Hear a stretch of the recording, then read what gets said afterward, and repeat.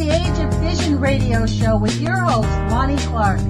We stand together and accept that we now live in a world transformed by Fukushima. Monday, Wednesday, and Friday from 8 a.m. to 9 a.m. Pacific Standard Time here on UCY.TV radio.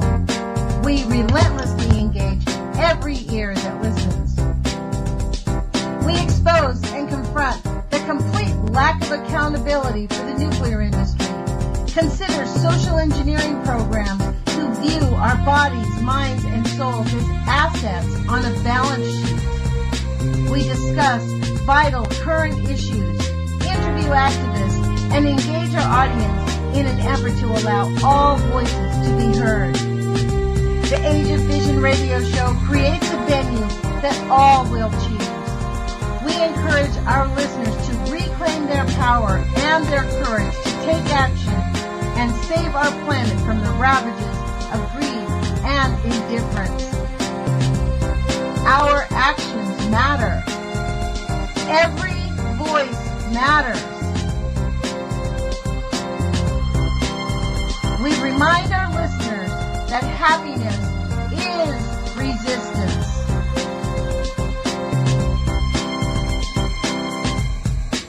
Love is greater than fear.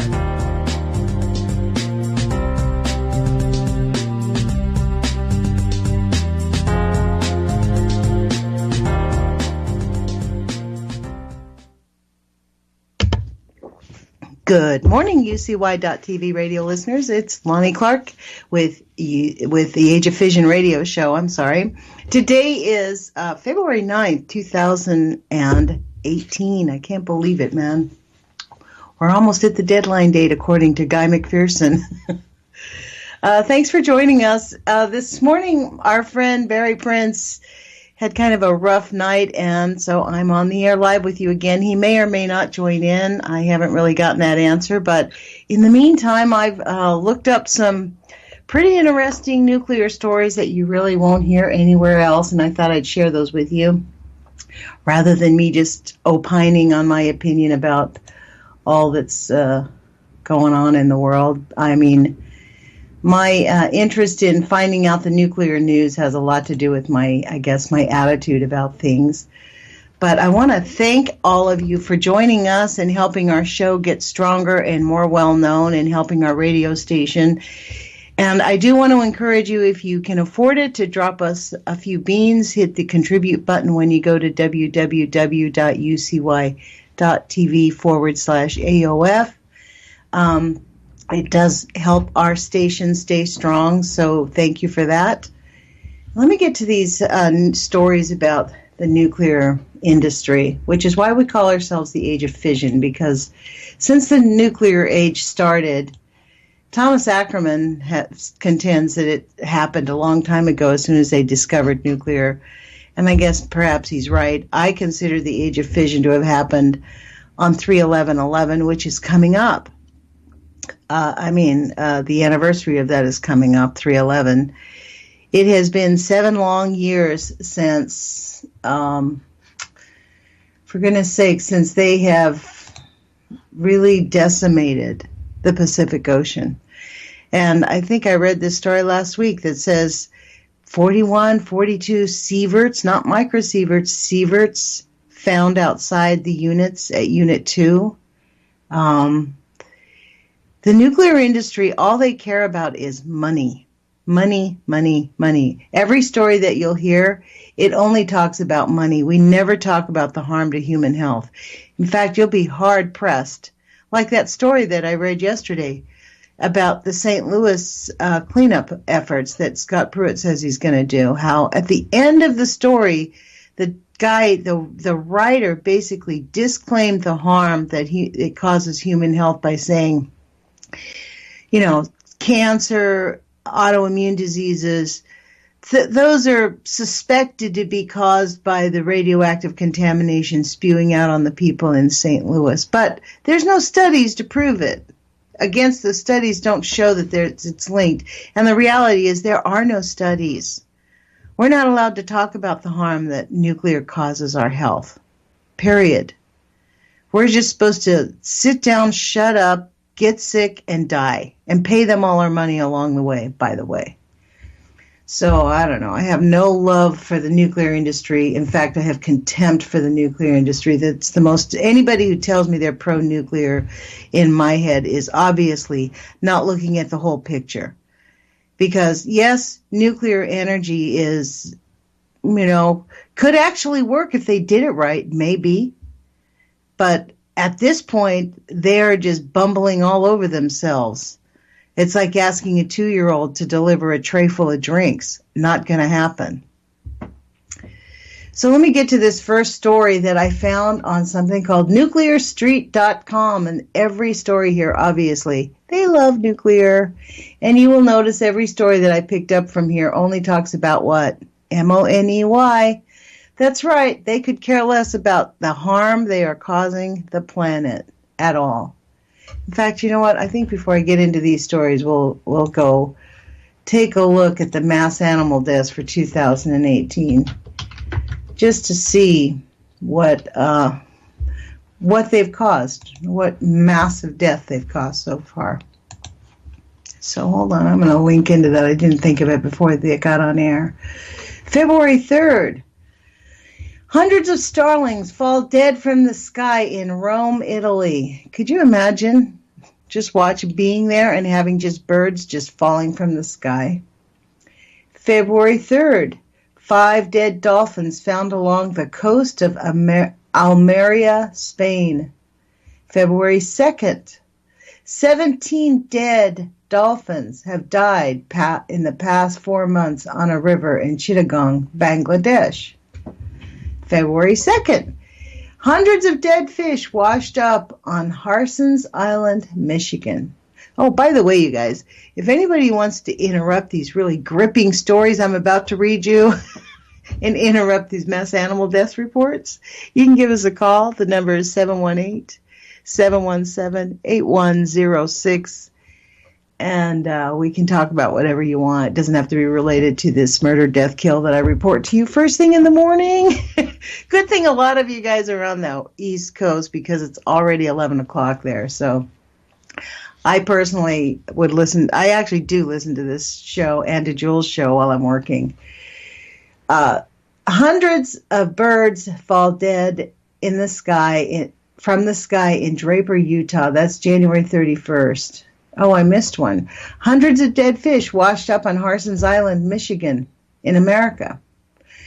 And you know what I used to do, and I've sort of given this up, but it's almost a lot of related. When you find the fish, you just Google map where it says it is, and almost always there's a nuclear processing plant, there's a chemical processing plant, or it's right next to fracking. And for the denial of the agencies in our governments and these corporations and the people who run them, the people who live there, to disregard the harm that they're causing our planet because they desperately want their $150,000 jobs, their $200,000 jobs.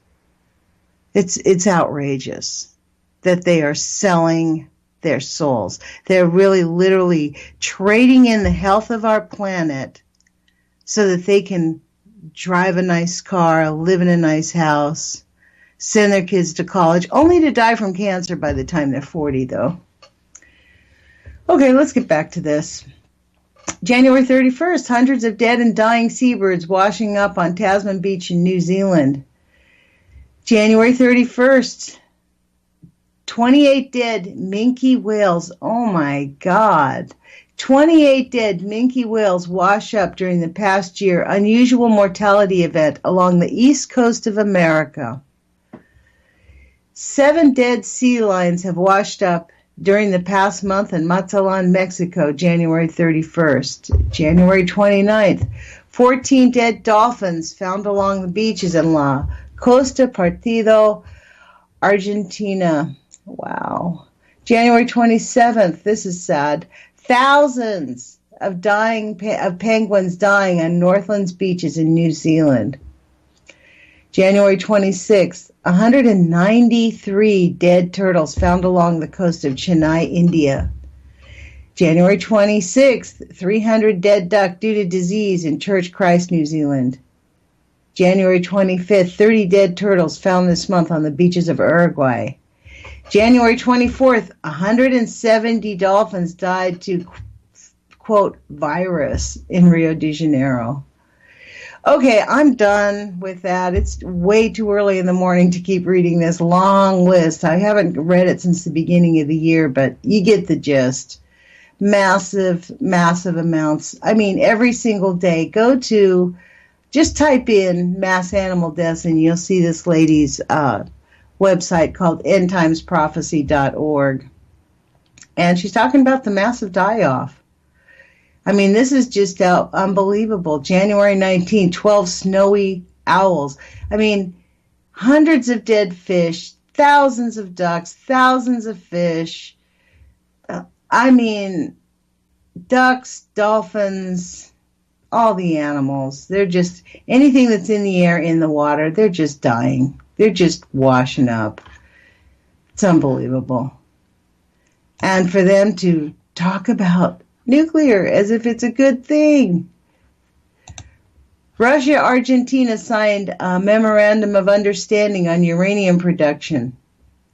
Russia and Argentina signed a memorandum of understanding concerning uranium exploration and mining that the South American country said it hoped would put it on a path towards self-sufficiency in uranium. Wow. At a signing ceremony in Moscow coinciding with a visit with Argentina's President Mauricio Macri, the two parties also said that discussions were in the works concerning a Russian-designed nuclear power plant in Argentina, which currently derives about 10% of its electricity from 3 nuclear reactors. That's probably a big fat lie. The MOU was signed by Foreign Minister Jorge Faro, the CEO of UR America, a privately owned uranium exploration firm based in Buenos Aires, and the president and CEO of Uranium One, which is wholly owned by Russian nuclear power group Rosatom. In a joint statement issued after the summit discussions, President Vladimir Putin said Rosatom is proposing a nuclear power plant of Russian design in Argentina based on the latest and safest technological standards. Come on, Vlad, there is no safe technology. Bottom line is, you guys still don't know what to do with the nuclear waste except create nuclear bombs, bud. So that answer is a big fat no. We don't want any more nuclear power plants. We want you to shut them all down and build businesses around how to remediate the harm 50 years of nuclear lies have caused to our planet. Gosh darn. In a joint statement issued after the summit discussions, President I just read that. Cooperation agreements for a nuclear power plant project were signed in 2015. According to the World Nuclear Association, the exploration and the mining MOU focuses on the situ mining technologies, considering a less invasive style of mining that relies on injecting sandy areas with a solution that dissolves the uranium in the sand. The solution is then pumped into the surface to have the uranium extracted. So it looks like they plan on just blasting the daylights. Fracking, essentially, is what they're doing. They're going to frack for uranium, you guys. I guess that's what they're doing in Wyoming, because Wyoming has a horrible, horrible uranium mining. I mean, the people there are suffering terribly from all kinds of massive diseases. It's a horrible thing. The Argentina Ministry of Foreign Affairs said the technique is the most efficient method due to its low cost and minimal environmental impact. Yeah, go tell that to the people who are going to get sick near where you're going to be blasting it. The signing of the memorandum seeks to position Argentina as a global uranium producer in the region to fully satisfy Argentine demand for this metal from now on, until America starts its own production and our country gradually becomes self-sufficient in uranium, the ministry said. The MOU stipulates an original investment target of $250 million. As I'm reading this story, I'm thinking about that book, that I'm actually rereading it right now. I'm reading the new version, Confessions of an Economic Hitman by John Perkins. He rewrote it. And actually, I like the rewrite. It's better than the original. I'm glad he did rewrite it. I think everybody should read that book. It really talks about this, how these big targets of big money, this is how they draw these poor countries in. And basically, they're tying their hands. We're talking about signing an agreement with Uranium One, which is a wholly owned Russian nuclear power group, Rosatom. So Russia's getting its digs in down south, folks. Pretty interesting. Well, back here in the States, First Energy warns of 3 plant closures. Not soon enough. 3 nuclear power plants are headed for an early shutdown due to financial concerns, never health concerns. And First Energy on Friday calling attention to the plight of the Davis-Besse plant near Toledo, Ohio, the Perry plant near Cleveland, and the Beaver plant close to Pittsburgh, PA. First Energy is closest to a call on shuttering the Davis-Besse plant than it is to the other 2 facilities, the Associated Press reported. Otherwise, no shutdown dates have been set for any of the plants. First Energy Chief Financial Officer James Pearson said the deregulated markets had undermined the energy economics in the region, given the competition with natural gas, which has gone through a disrupting price shift with the advent of hydrofracking, which could undercut prices for decades to come. I hope so. But we don't want the fracking either. You know, that's the sad part. We had Shaziz on, we had Larry Wood on our show, Woods, and these are just 2 regular Americans who have developed technologies that could eliminate the need for fracking, eliminate the need for oil, eliminate the need for nuclear, have completely renewable energy just from the resources we already have that God has given us. Back to the story. The Federal Regulatory Commission's rejection of the Trump administration's plan to help both coal and nuclear power plants has also contributed to uncertainty in financial expectations. A more immediate concern, however, is the $100 million debt payment First Energy is due to pay in April. Ding, ding, ding. They have to pay $100 million in April. So what are the bets that's going to happen? Facing the upcoming hurdle, those units, they misspelled it, those units cannot generate enough cash to cover costs, Pearson said. The closure would represent 3 more huge investments shuttered before their time. Investments. The Bessie Davis plant was licensed through April 2037. The Beaver Valley's 2 units are licensed through January 2036 and May 2047, while the Perry plant is licensed through March 2026. You know, it's interesting they talk about this because I wonder if they have applied for the licenses to be extended. Those are long periods of time. Most plants are only good for 40 years. So how did Beaver Valley's unit get licensed through May 47? They probably did ask for an extension. If they all close this year, cross our fingers, the region and the country would lose out on 38 years of investment. Our country will lose out on 38 years of investment, almost the life expectancy of a brand new power plant prior to license extensions. Prior to license extensions, that's the end of the story. And oh my gosh, the nails are just spitting out of my mouth at that sentence. I just can't get over it. These people are mentally ill. They're literally mentally ill. Who could write that sentence? If all 3 closed, it would be a boon for our country. It would be so awesome if we could just shut down every single nuclear facility. And just like Japan, boom, we'd hardly skip a beat. In fact, we probably wouldn't even feel the impact because we wouldn't have to import the coal because it's already here. The energy's already here. They already have their old dirty technology going. That is just, and listen to how they frame this. Almost the life expectancy of a brand new nuclear power plant prior prior to license extensions. So they, just like this, May 1947, so they're keeping a crippled nuclear power plant open through May of 47 because they could care less about human life. This is why I hardly go to this website, because the stories they write are so framed pro-nuclear. It just, I can't help but spit nails while I'm reading it. Okay, but this is kind of a good one. Another shutdown. Yippee! You know, it's not like they're actually doing us a favor. They're only shutting them down when they're about to lose money. Would they have to pay $100 million debt? Their first debt, it's a debt payment.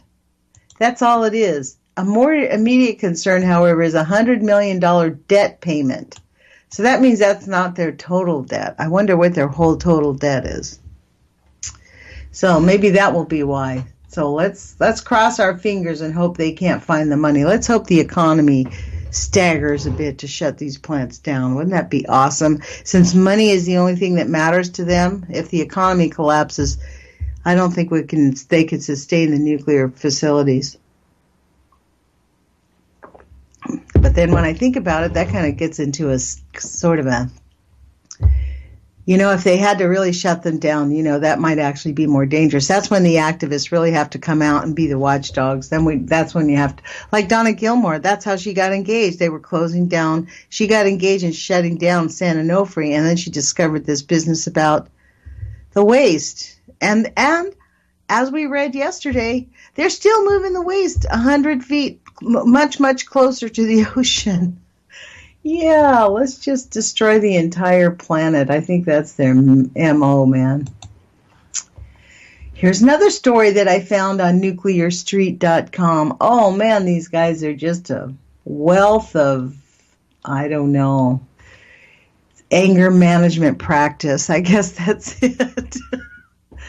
Exelon accelerates Oyster Creek nuclear power plant shutdown schedule. Thank God. Exelon Generation on Friday announced on Friday. What's the date of this? Just like the nuclear industry, they don't give any dates on anything. On Friday. So here they have a story that mentions Friday. Let me take a look. Oh, yeah, they have it way over here. February 2nd, 2018. Okay.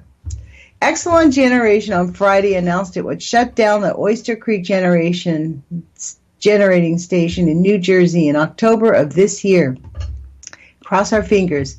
Sending the 49-year-old plant into retirement 11 years before its license was set to expire in April 2029 and 1 year ahead of its previously announced closure date. The company said it would start to close the plant as part of an agreement with the state of New Jersey. That's in quotes. Quote, as part of an agreement with the state of New Jersey, unquote. The new schedule for closure, said Exelon, will allow the company to meet its commitment with the state, quote, while helping employees find jobs elsewhere in the company and managing costs, unquote.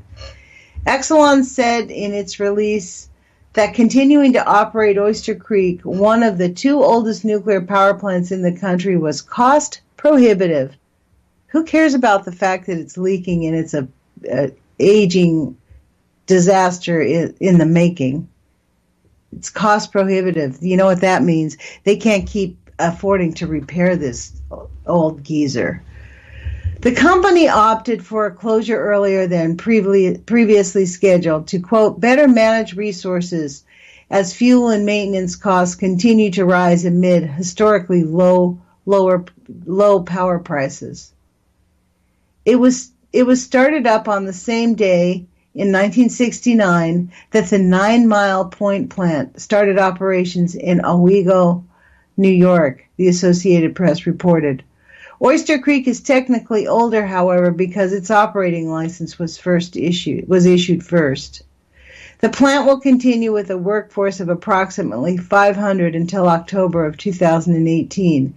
After that, some will stay on to safely and securely decommission the facility after its shutdown, they said in a statement. Man, that would be super awesome. It's just not close. It's just unbelievable. It needs to be shut down. There's a bigger story behind that, and I know Levi Halebi has reported on that. This thing is disaster. Oh, and then that was the good news, and now the bad news for the United States of America. Okay, here they are. It's the same website, folks, nuclearstreet.com. DOE hails SMR benefits. A new report released by the U.S. Department of Energy, authored by Seth Kirschenberg and Hillary Jackler of the law firm Kutak Rock, addresses the need for clean, reliable power, specifically on how Tennessee Valley Authority could meet its needs at the Oak Ridge National Laboratory. Among the report's recommendations, the authors conclude that, quote, permitting federal agencies to enter into agreements with a term up to 30 years to purchase power produced by SMR small modular reactors would help achieve the Tennessee Valley Authority, that's TVA's goals. So those are the monsters. These are the legalese monsters. Seth Kirschenberg and Hillary Jackler of the firm Kutak Rock. Kutak-ROCK. I wonder where they're. We should protest outside them, guys. We need to look where they're at. The report also recommends that the government facilitate TVA's Clinch River site project as a pilot project for SMRs, while simultaneously providing DOE with critical energy resilience and a potential opportunity to conduct research and isotope services. The authors recommended extending the 2005 Energy Policy Act production tax credits and allow applicability to public power utilities. As well, the government was urged to include nuclear power in the definition of clean power. Wow! And to authorize DOE's loan program to continue to support advanced reactors. For real? I'm definitely going to make a comment at the DOE. I'm going to call them up. Nuclear is not clean in any way. Wow, that sends my blood boiling. Further endorsing SMR technology, the report concludes that the DOE and the Department of Defense should collaborate to create a list of government facilities that could benefit from having an SMR located near the facility to achieve added energy resilience. Oh my gosh. So we definitely have to call, this is the thing. If they put it near if the Department of Defense says they need that, it's going in. There's no stopping it. The Department of Defense does whatever it wants. Period. Oh my God. That is just outrageous. Let me finish this story. Well, the aim of the report was to find out if SMR technology would increase the government's energy resilience, and resilience is in quotes, folks. The development of SMR technology is also timely in the age of potentially catastrophic global warming. The United States power sector will be defined in coming years by the need to increase its low carbon and, quote, clean power by ensuring that power is provided reliably and at low cost. This is particularly relevant to base load power. Hey, I just got a pop-up message from Barry. He wants me to give him a call, so I'm going to add him to the group right in the middle of this story, folks. I think God gave me that little answer because I really needed a little respite. Let me see if I can do this. Let's see. Yay, I didn't disconnect you. How about that? Yippee! Get back to that story, just in case this doesn't work. Good morning, Barry. Good morning, Lonnie Clark. Hey, how you doing? It's good to hear your voice. Glad to have you back on. Yeah, it's been a kind of crazy last 3 weeks here. I've been dealing with this large job, and then I left Prince Rupert yesterday at 11:30 in the morning, and got home about 8 o'clock last night. Halfway home. They opened the highway, but then halfway home, they were working on an avalanche, and they had another little slide. So I ended up sitting on the highway for about 5 hours watching them move this slide out of the way. And finally, I got home last night about 8 o'clock. I was going to go on the air today, Lonnie, but I couldn't get home in time to get a guest together in the last. No, that's fine. Kind of crazy, but I don't know. I wanted to join you for a few minutes. Yeah, I'm glad you did. I don't know if you've been listening, but I'm sitting here spitting nails. I go to this pro-nuclear site called nuclearstreet.com, and we're reading about, this is really kind of them telling us, it's this latest story that I'm reading is about the small nuclear reactors. Right. There's this attorney group, Kutak Rock, is trying to talk the government into saying that nuclear is clean power and encouraging the Department of Defense to collaborate to build these near their nuclear facilities. This is just and all they talk about is just that. This is the thing that gets me the most about the nuclear industry. They only talk about the medical conditions, like that story I read yesterday. I don't know if you heard it, but they were talking about Scotty Pruitt saying he's going to, clean up Westlake landfill. Finally, he's made a statement about it, right?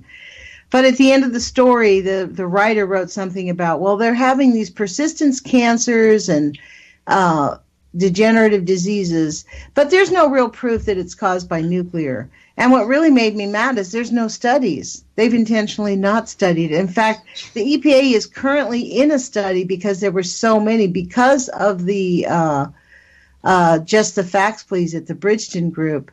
They created their own plot charts, and they did a lot of their own epidemiological comparisons, like medical. Like these are medical people. This is doctors and engineers, and they actually created an epidemiological study amongst themselves to compare. And so it was so compelling, the EPA now is running their own studies on this, which they say will take 3 to 5 years. So... Well, it's insane that the EPA isn't exploring alternative energy sources, because you mentioned Ziz and you mentioned Larry Woods earlier in the show there, Lonnie, and those two gentlemen alone, what they're doing right now could literally change the world. So why is it being held back? Well, we know why it's being held back. We know who's in charge, and we know the people in power are never going to let us have free energy unless we bring it forward and demand it. And I think we could if we started large grassroots movements saying, hey, we're stepping away from the system. Nuclear power, to me, Lonnie, is insanity. We've talked about it. I talk about it all the time on my shows. We're as a human race, we're committing suicide. Yep, pretty much. And when is the human race going to wake up to the fact that we are committing suicide, and our children are really looking at a bleak future right now? You're reading off the list of die-offs of animals. Well, I follow those lists all the time. I look at them every day, Lonnie. And people just aren't getting it, man, that we're in serious trouble. Where are we going to live, guys? I don't have a ticket to Mars. Do you, Lonnie? Well, that's what they're trying to do, ticket to Mars. Speaking of, that's why people love Elon Musk, because he's planning on bringing, what did he say? He plans on bringing 1 million people to Mars. I mean, the problem is, that's a good idea, except there's billions of us on this planet. Who picks? We're not on the list, Lonnie. I guarantee you that. I distinctly remember hearing. I had to do a report in one of my science classes, and we all had to do a report, and I did mine on something about the nuclear. It was about how the IAEA controls the World Health Organization, and they were kind of shocked over it. But there was a girl in the class who did this whole thing about, should we go to other planets? And her conclusion was, yes, we should, because this planet is dying. And I said, well, that's all well and good, but who picks who goes? Who's going to make the decision on who goes and who stays? Let's just be clear. I mean, this is just the outrage. And think of the billions of dollars that could be made just in developing remediation businesses, because people want to have a clean environment. And they would buy products and get engaged in businesses if they would develop an industry built around remediating the earth and redeveloping things. We could actually make billions and trillions of dollars doing that, Well, that's where the money should be spent, Lonnie. I mean, any space exploration right now, to me, is just a waste of money. We have a planet here that's in trouble, and if the money that was being spent on space exploration was spent on, like you said, remediating this planet and starting to fix some of the problems, we might make some progress. But we shouldn't be looking out in the stars right now. We should be looking in our backyard. Yeah, that is. Our backyard's a mess. Yeah, Who cares about going out in space if we don't have a planet to live on? And sure, maybe a few of these elite will get to go live on Mars, but that million people, that's, what? I don't think that will happen. I don't think that's going to happen either, but there's 8.5 billion of us, I think, on the planet right now. Right. And a million ain't a lot. Yeah. We're not invited. Yeah, we're not invited, and we're also on a no basis. And that reminds me of that movie Astro Boy. Have you ever seen it? It's a cartoon movie for kids. It's called Astro Boy. Have you ever seen it? No. Oh my God, I recommend everybody watch that movie because that is them programming our children about what the life is to come. It's a cartoon movie about Astro Boy who originally lived on the satellite that is surrounding the Earth because the Earth is too polluted and only the bad people live down on Earth. And he goes down to Earth and discovers that, it is a horrible, toxic mess, but not just the bad people live there. And the whole point of the story, I mean, literally, there was a satellite circling the Earth, and the Earth was so polluted with pollution that nobody could live there. I mean, the story of Astro Boy is really shocking. I was watching it. I babysat a neighbor friend of mine, and we sat and watched it. He wanted to watch Astro Boy. I think it was like 6 or 5, and I was like, I kind of have this strict rule. I don't let kids watch television or movies alone. I always watch whatever they're watching so that I understand what's going into their head. So he really wanted to watch this movie. So I'm sitting there watching this movie, and my eyes were bugging out. I couldn't believe the negative projection this thing was giving these kids. Unbelievable. You know? I'll have to watch it. You definitely need to watch it because it is, we are entering into a phase of, I just can't, it's really incomprehensible how the nuclear industry just continues to forge ahead. Like these two people, I seriously want to go to this. I want to find out where these people are, this attorneys that are trying to get the government in the United States to say that nuclear power plant is clean energy. What was the name of that group? I just read it. But there's these 2 attorneys that are trying to talk to the government and say, hey, this is really good for us and we need to have more of them. The little small nuclear, they're pushing ahead. They are building one in Utah, the small nuclear reactors. So it's not like they're not doing it. They are definitely doing it. And it's Kutak Rock. That's the name of the law firm, Kutak Rock. And there's these, 2, they wrote a report to the Department of Energy. So the nuclear industry is paying this law firm to talk the Department of Energy and the Department of Defense into putting in these SMRs near military facilities. That really just my head stood on end when I saw that, because as much as we can stop an SMR from being built in our own town, if the military wants to build an SMR on its military base, it will. There will be no stopping these things. And probably not just in the United States. Think of where they could put an SMR all around the planet. Seems like we're going backwards to me, Lonnie. Seems like, we are going backwards, and 2 steps forward. 2 steps backwards, 1 step forward. I guess it's incomprehensible. And part of it, how it's all happening, is the political theater. That's what they do. They baffle us with, they totally confuse the issues. And people just don't know what to believe. They don't talk that nuclear is that bad. I ran into somebody who was saying that I was grotesquely misinformed, that the harm, yes, some people get sick, but not that many. It's just not that harmful. Because let's look at the reality, because if it was, we wouldn't be having this big overpopulation, because we've had 40, 50 years of nuclear. The population by now would certainly be dropping off. And I'm like, it is. Kids are getting cancer. It's the #1 killer of kids. The sterility level. Look at the sterility level in Japan. Oh my gosh, I did not get to this story, but you know what? The courts did I read this? The court in Tokyo increases payment to some evacuees.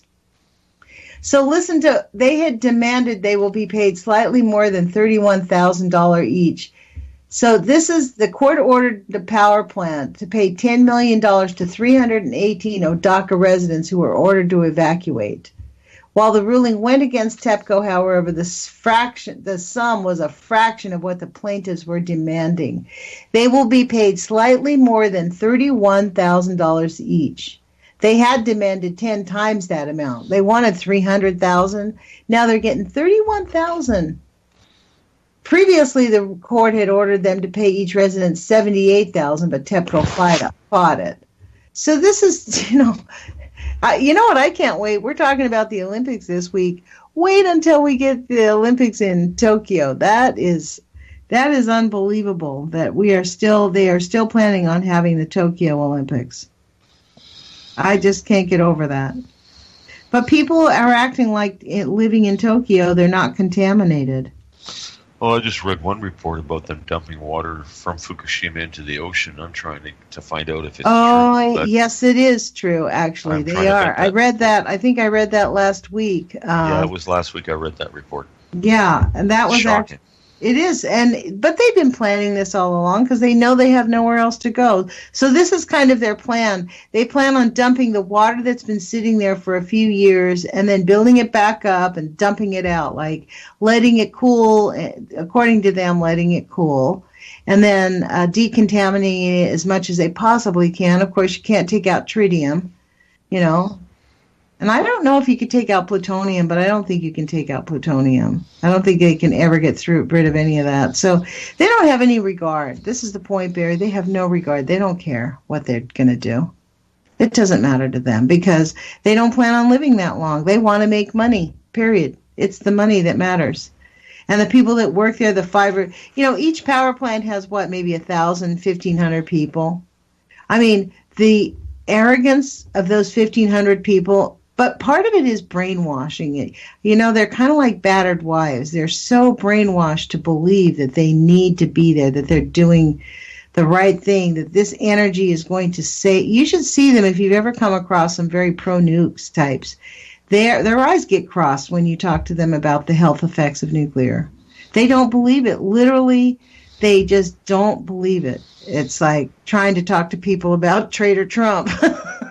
They think he's doing the country a good thing, so I don't know, I mean, therein lies the difference, So it's the same. And it's the very same tactics. It's all done with brainwashing. It's all done with conditional responses. That's why people get so adamant and so hardened in their positions that they can't see the forest through the trees because they've just been brainwashed. Like, who was it that my science teacher? Her father worked at Hanford. He died of cancer, really severe. He immediately degenerated. As soon as he retired, within 2 years, he got a very severe, unusual form of cancer and died within a year and a half. And I said, well, don't you think it's from his exposure of working at Hanford? She's like, oh, no, that's completely unrelated. You get cancer from a lot of other things, not that. Well, now, that was my science teacher. That was a science teacher. Well, there is studies out there that correlate the rise in cancers in areas that nuclear power plants are operating. I don't know if people are aware of those reports, but they're out there. And yeah, that's Dr. Chris Busby's There isn't a coincidence. There isn't a coincidence here. That's actually true. In fact, Dr. Chris Busby actually won some court cases by proving that the closer you live to a nuclear facility, the greater your chances of your children getting some type of catastrophic disease. Right. I mean, tell me that's a coincidence, folks. And autism also. Autism is a really big story. Autism's a big subject these days, man. My daughter is an early childhood educator with the system here, and she just went to a workshop on autism, and we had to talk about it. And of course, the system is blaming autism on everything, but what is really causing autism? The vaccines and nuclear. Of course. But we had a good conversation about that. She's looking at both sides of the story. She's not being indoctrinated, which is kind of cool. Yeah, well, there's a lot of people that are kind of... and that's another movie people really actually need to see is Vaxxed. If you have not seen Vaxxed, I highly recommend it. You can get it on... I think it's available on Prime on Amazon.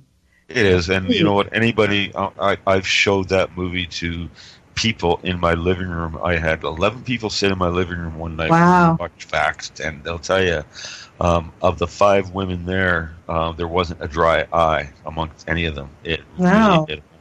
People have to watch that movie. They really have to watch that movie because it puts a completely different perspective on everything that you're being told. And what Ty Bollinger and all these other people that are involved in Vax have done over the last couple of years, I applaud them. I support that 100%. And well, you know, they've I still recommend never people watch scheduled that a movie. hero. They've never scheduled. In fact, after I watched that movie, I found out. I called Congress and called around, and no, they have still not scheduled an appointment to have that whistleblower come testify. Still not. They don't want him coming forward, man. They'll delay this as long as they possibly can, Lonnie, because what's going to happen when he comes forward? The cat is going to be out of the bag, and they know it. So, I was wondering about that myself. Why haven't they scheduled a hearing for this whistleblower in Congress? He's wants to come forward. He wants to tell a story, and yet they're not giving him the opportunity to do so. So. And what's really bizarre is the way they seriously deny, like when you talk to them, they look at you. I mean, what's interesting about the Vaxxed movie, the caveat for me in the Vaxxed movie was the spike, while, vaccines when we were younger did cause occasionally some kid to get sick. But they intentionally, the corporation that owns the company puts the three shots together. And you can't undo them in the United States, right? So you have to give your children these 3 vaccines that spiked. As soon as they put the 3 vaccines together, measles, mumps, and rubella in one shot, the effects, the negative effects of autism skyrocketed. That stunned me in the report. And the logic of them just demanding that corporation to untie those 3 vaccines, even if they want to hang on to the vaccine industry. Okay, I get it, because there have been vaccines that have worked. But, I don't know about you, but I got my vaccines when I was a kid. I didn't know anybody who got sick from it.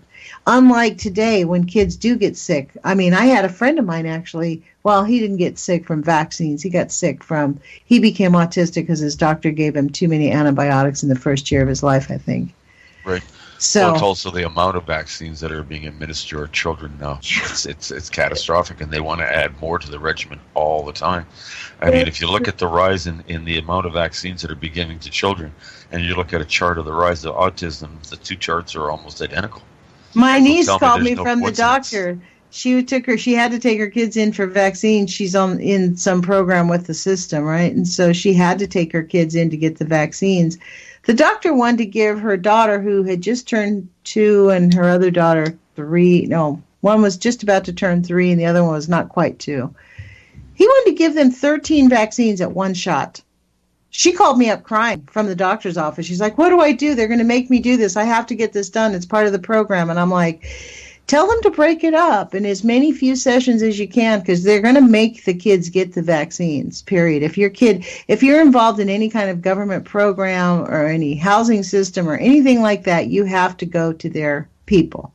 So that's what she did. She had them break them up. I think the doctor allowed her to break them up in 5 sessions. It worked out to like 5 sessions. She had to go back 5 times within a month or 6 weeks. It turned out to be 6 weeks because they wanted to get them all in a month, but she wasn't going to go back 2 times in 1 week.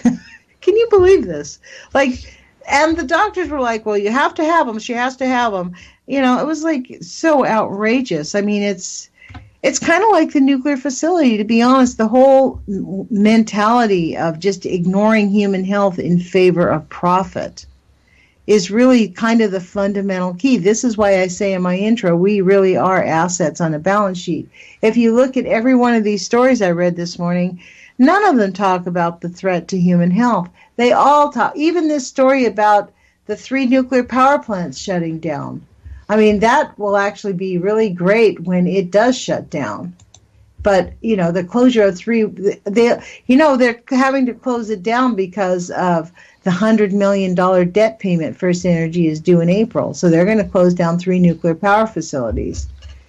And so, but it's because it's unsustainable. They can't, these things are just nothing but disasters from the beginning. The only reason we have them is for nuclear war. Let's be clear. Mm-hmm. They were never ever designed to provide power, man. They were designed to provide weapons-grade plutonium. And if people look into it, they'll find out what you're saying is true. Mm-hmm. That was just a schmozzle right from the beginning. And where are we now, man? Look at all these nuclear plants. I mean, you follow the scrams on these plants all the time. I mean, every day we're having an incident at a plant. I mean, how many years are we into nuclear power now? 50, 60 years? And what's going to come in the next 15, 20 years as we see these plants continue to fall apart? You know what I'd like them to do? Man. We got to get nuclear power off the planet, totally. Well, the reason and we have the technology to do it. We have the means to do it. Yeah, but it's because they really are about nuclear weapons, because the plutonium doesn't last. Like, it doesn't, you can't just build the plutonium and it sits on the shelf and you can use it in 40 years. You have to keep generating the plutonium. You have to keep up the generation. That's why uranium and uranium mining is a huge industry. And the power facilities are just an excuse for having it. That's the reason that they say they need it. But the real reality is, it's the effect of plutonium we can't just take all these closed power facilities and say, okay, give us your plutonium, we're good to go. I mean, if we could do that, we could close down the power facilities. But the fact is, they need new plutonium. Very, very within a short span of time. It doesn't just sit. I think it degrades pretty rapidly for nuclear weapons use. So that's kind of the dirty little secret. That's why they're pushing nuclear facilities. I mean, Saudi Arabia is about to build its own first nuclear power plant. Well, we need more nuclear weapons, Lonnie. I mean, we only have enough right now to kill everything on the planet 800 times over. There's a story in The Economist. We better build some more. Exactly. There's a story in The Economist I was going to read. It's called How a Saudi Nuclear Reactor Could Accelerate an Arms Race, as if it needs more acceleration. The project started 10 years ago in Washington. So they are really actually going to do this. They're going to build it in the middle of the desert. They're close to finishing the Arab world's first. So they're very close, this nuclear power facility. A South Korean firm is close to finishing the Arab world's first operational nuclear power reactor. Wow. Both can be used to make nuclear weapons. Arms control wonks call it the gold standard of the 123 deals. Okay, the project started 10 years ago in Washington, where the Americans negotiated the 123 agreement. Such deals, named after a clause in the America's export control laws, impose tough safeguards in return for America's nuclear technology. When the UAE signed one in 2009, it also pledged not to enrich uranium or reprocess spent fuel into plutonium. Both can be used to make nuclear weapons. Arms control wonks call it the gold standard of 123 deals. Really? And we really believe Saudi Arabia not to enrich its uranium or process it into plutonium? Saudi Arabia only wants bronze. The kingdom also has its ambitions on nuclear plants, 16 reactors at a cost of $80 billion, but unlike the UAE, it also wants to do its own enrichment. So it is actually saying that it's doing the most controversial provision in the nuclear deal it signed with the world's power in 2015, allows it to enrich uranium. Iran did agree to a mothball, but most of the centrifuge is used for enrichment, but to process the stuff only to a level far below that is required to make a bomb. Wow. And the Saudis want to have it too. Oh, wow. So, they're moving ahead. Murder, death, kill. Let's see how many people we can kill in one bomb. I think, that's the thing. I don't know if anybody's ever seen this. There's an old documentary. It's called Half-Life. And it is about the bombing of the Marshall Islands. It's pretty hard to find, but if you can keep looking for it, you can find it on the internet and in some of the places. I don't think Amazon has it. But I got a hold of a copy of it, and I will tell you what, it is a shock. You actually see the crazed look in the eyes of the generals because they were photographing. This is a photograph of the generals and the animals and the soldiers and the people, and it's basically a documentary of what they did to the Marshall Islands. But you can see the lunatic eyes. I think the guy's name was McLaughlin, General McLaughlin, who oversee all this. And the guy is just obviously a lunatic. I mean, look at the lunatics we have sitting in the White House. Mad Dog Madison, Kelly. I mean, these people are completely murderers, abusers, and liars. I mean, they have no regard for human life. That's the downside to sending soldiers off to war for so long and creating nonstop wars, is that people forget to lose sight that life is for living, not for killing. Well, there's some crazy stuff going on in our world right now for sure, Lonnie. And where it's all going, I don't know. But we're definitely seeing some incredible events unfold. So hopefully somebody with some sanity comes along and puts a stop to it all. But right now we're in a bit of a situation as far as I'm concerned. A bit of a situation. That's an understatement. That's hilarious. A bit of a situation. We got a situation here. We definitely have a situation. We have a situation here, and it seems to be getting out of control. And how do we stop it? I don't know. What's coming in the next little while? I don't know. But I know that we're about to see some crazy stuff unfold on this planet. And we are seeing crazy stuff unfold. But crazier than what we're seeing. Crazier than what we're seeing right now. It's going to escalate. And what's going to really happen is the economy is going to collapse. They're creating a timely collapse of the economy, and then that's their ticket. What's going to really be sad is when we have a massive earthquake. That's going to be the thing that all of us are we know it's not a matter of if. We're not going to make it 100 years on the West Coast without a massive, major earthquake. And we have too many nuclear. They're moving the fuel at San Onofre 100 feet closer to the ocean to store it in permanently. That's an outrage, And they're trying to... If the Cascadia fault lines ruptures, all our lives will change in ways that we don't even understand right now. That's how critical a situation we're in, and these geological events are going to happen. The Cascadia, as far as I'm concerned, is the biggest threat we face right now. But you take that and you add the San Madre and, of course, the San Andreas and all these other fault lines that are on the verge of going right now. Take one of them to go off, and you could see 3 or 4 major earthquakes happen around the planet, and we could see major movements. The Cascadia, like I said, that's the one that I'm watching really closely right now. 88 years overdue for movement, and when it does move, it's going to be a 9 to a 9.2 and a minimum of a 50-foot tsunami hitting the West Coast. Well, that scenario alone absolutely is just mind-boggling when we look at the total destruction of all the shipping ports, all the plants the nuclear power plants that are operating on the West Coast right now, the chemical plants, the submarine bases sitting in Seattle. It's just people have no idea, Lonnie, of the destruction that's going to come when that fault line ruptures, and it could go in the next 5 minutes from now. It is that critical of a situation, so keep your eyes on that one, guys. That's the one I'm watching really closely right now. Yeah, well, the Cascadia, and even if the Cascadia didn't erupt that badly, oh my gosh, it's 8:58. It could actually create something going wrong down in the San Andreas Fault, or the New Madras Fault, or Yellowstone National Park, man. Exactly. Well, we've got 15 seconds. They're all tied together here right now. All these fault lines. We've got 10 seconds. I want to thank you for joining us, you guys. I'll be next week. I'll be here for sure. I'll be here next week for sure, okay? Bye. Thank you. Put your courage feet on, you guys. We'll talk to you soon.